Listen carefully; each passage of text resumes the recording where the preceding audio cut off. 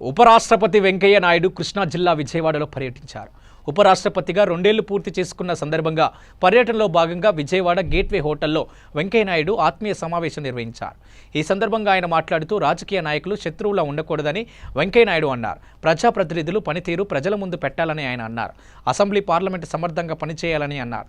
జీవితంలో తాను ఉన్నత స్థాయికి రావడానికి పార్టీయే కారణమని ఆయన చెప్పారు. ప్రజలు కలవడం తనకెంతో ఇష్టమని అంశమని ఆయన చెప్పారు. ఈ సమావేశంలో మంత్రి కొడాలి నాని, మాజీ మంత్రి కామినేని శ్రీనివాస్, యార్లగడ్డ లక్ష్మీప్రసాద్, మాజీ ఎంపీ ఎడ్లపాటి వెంకట్రావులు పాల్గొన్నారు. పేపర్లో చూస్తున్నాం మనం 25 సార్లు మీరు ఇచ్చారు. ఒక ఆయనకి 5 సంవత్సరాలు ఇచ్చారు. రకరకాలుగా సందర్భం కాబట్టి అనుకుంటాం మనం ఫలానా వాళ్ళ గురించి చెప్పడం నా ఉద్దేశం కాదు.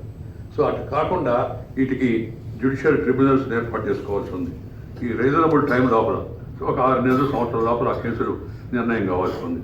దాంతోపాటు పార్టీ ఫిరాయింపులు వీటిపైన కూడా నిర్ణీత సమయం లోపల నేనైతే చైర్మన్గా 3 నెలల లోపలే పార్టీ ఫిరాయింపుల పైన నిర్ణయం చేయాలని చెప్పి నిర్ణయం చేసి ఒక ఉత్తర్వు కూడా ఇచ్చాను.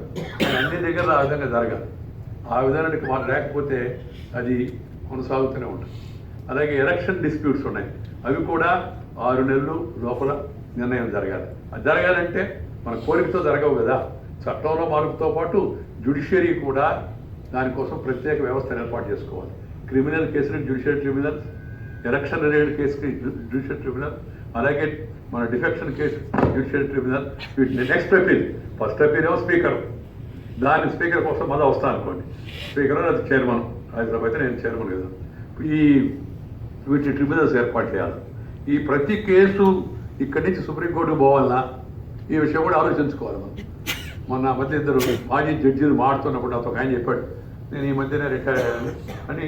30 సంవత్సరాల కింద జరిగిన క్రిమినల్ కేసు మనం విచారిస్తుంటే నాకు అనిపించిన మనసులో 30 సంవత్సరాల కింద జరిగిన మర్డరు ఇప్పుడు అది